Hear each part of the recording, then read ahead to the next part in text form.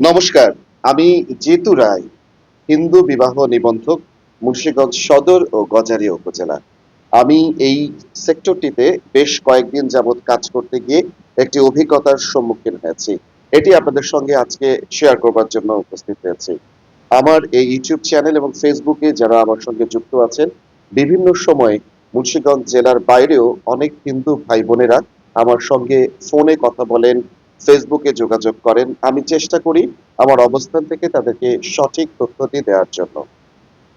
আর আমাদের এই হিন্দু বিবাহ নিবন্ধন আইন ২০১৩ সালে প্রণীত হলেও এই বিষয়টি সম্পর্কে হিন্দু সমাজ এখন পর্যন্ত অনেক বেশি সচেতন নয়, এবং যা বলা যায় এক কথায় যে অনেক তথ্য তাদের কাছে নেই।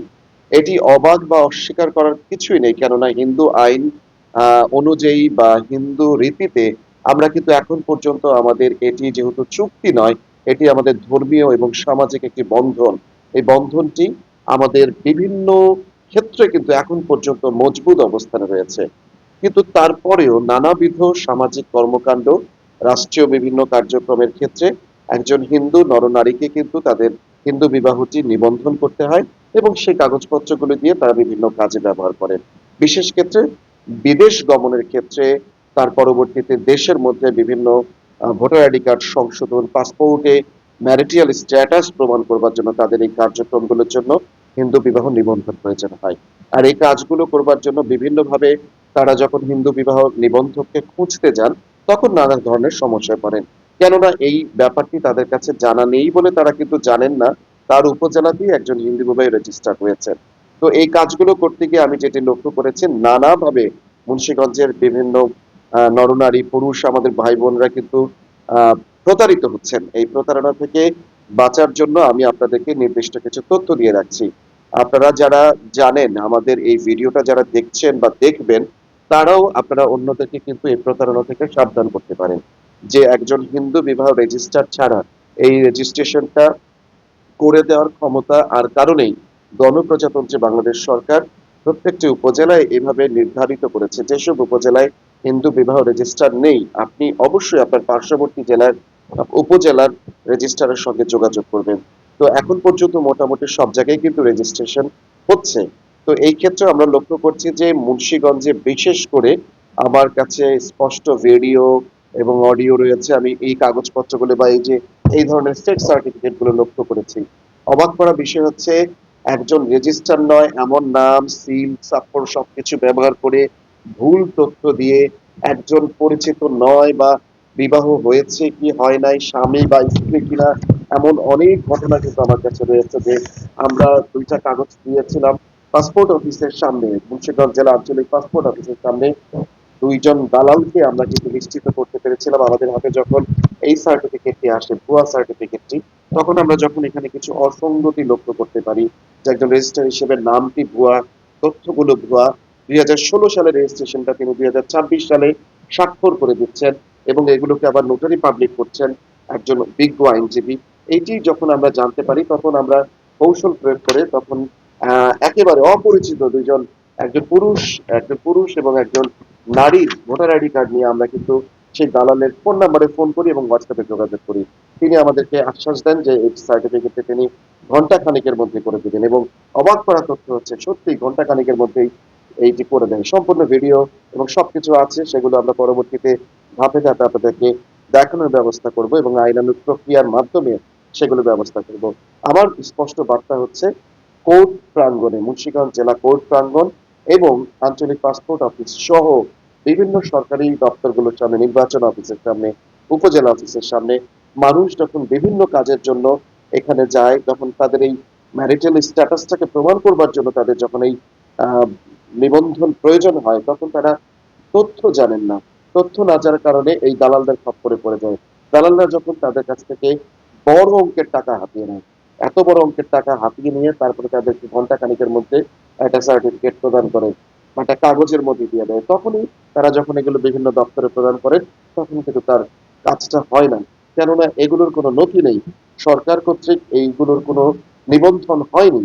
তো এই জায়গা থেকে আমি বলবো যে আপনারা যারা রয়েছেন সমাজ সচেতন, তারা অন্যদেরকে তথ্য দিবেন, এই ভুলটি যেন না করে।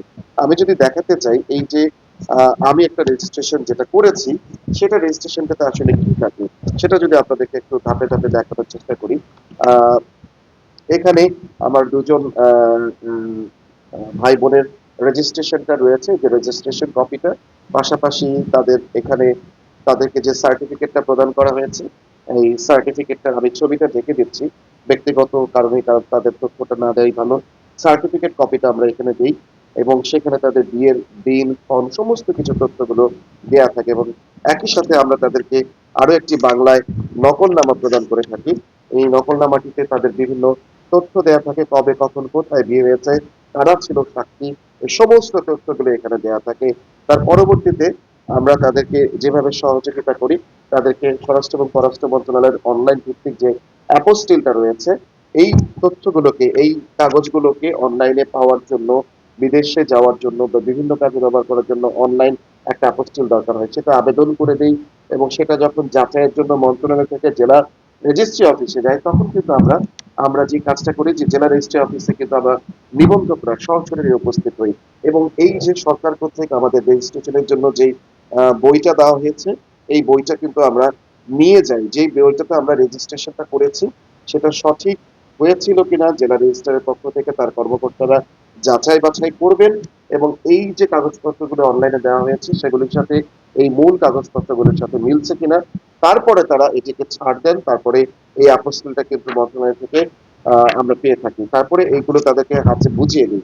আর এই সমস্ত কার্যক্রমগুলো করবার আগে আমরা যে কাজটি করি, একজন নারী এবং পুরুষ যখন তারা বিবাহ নিবন্ধন করতে আসেন, তাদেরকে আমরা ৪ জন সাক্ষীর সম্মুখে আমাদের কাছে, আমাদের অফিসে আসলে আমরা তাদের কিন্তু একটি আবেদনপত্রে আবেদন করতে বলি, যেখানে স্বামী স্ত্রী তারা স্বাক্ষর করেন, ৪ জন সাক্ষী স্বাক্ষর করেন, তারা আবেদনটি করেন। তারপরে আমরা তাদের কাছ থেকে তাদের ভোটার আইডি কার্ড, তাদের পাসপোর্টের কপি, তারপরে তাদের সাক্ষী যারা রয়েছেন তাদের ভোটার আইডি কার্ড গুলো আমরা চাই, তাদের ছবি চাই, এবং তাদের বিবাহ যে হয়েছে সেটির যথেষ্ট প্রমাণ চাই। যথেষ্ট প্রমাণ বলতে তাদের বিবাহের সময়কার ছবি অথবা ভিডিও অথবা বিবাহের কার্ড, যেটি নিমন্ত্রণ পত্র ছিল, এই ধরনের কোনো প্রমাণগুলো হাতে নিয়ে, তারপর অনেক সময় অনেকে ব্রাহ্মণ যিনি বিবাহটি সম্পন্ন করেন তার সনদপত্র দিয়ে থাকেন।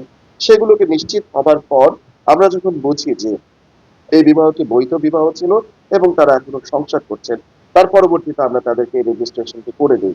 এই যে একটি প্রক্রিয়া, একটি ধাপের মধ্য দিয়ে যায়, একটি দালাল চক্র যারা মুন্সিগঞ্জের বিভিন্ন সরকারি দপ্তরগুলোর সামনে রয়েছে, সেগুলোর সামনে দাঁড়িয়ে তারা ঘন্টা খানেকের মধ্যে সার্টিফিকেটটা, একটা সার্টিফিকেট এরকম বানিয়ে দিয়ে দেয়, যেখানে কোনো রেজিস্ট্রেশন নেই, কিচ্ছু নেই। এরকম একটা সার্টিফিকেট বানিয়ে দিয়ে দেয় এবং যেখানে সমস্ত ভুল তথ্য এবং যা রেজিস্টার যার নাম দেওয়া হয় সেগুলো এক এক সময় এক একজনের নাম ব্যবহার করা হয়।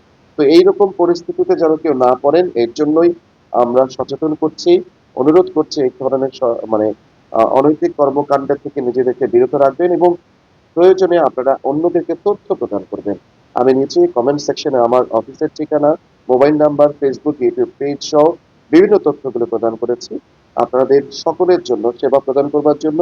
এবং গুরুত্বপূর্ণ তথ্যটি হচ্ছে, যে কোনো তথ্যের জন্য আপনারা আমার সঙ্গে যোগাযোগ করতে পারেন। আমি সানন্দে আপনাদের সে প্রশ্নগুলোর উত্তর দেবার চেষ্টা করব। ভালো থাকুন, সুস্থ থাকুন। নমস্কার।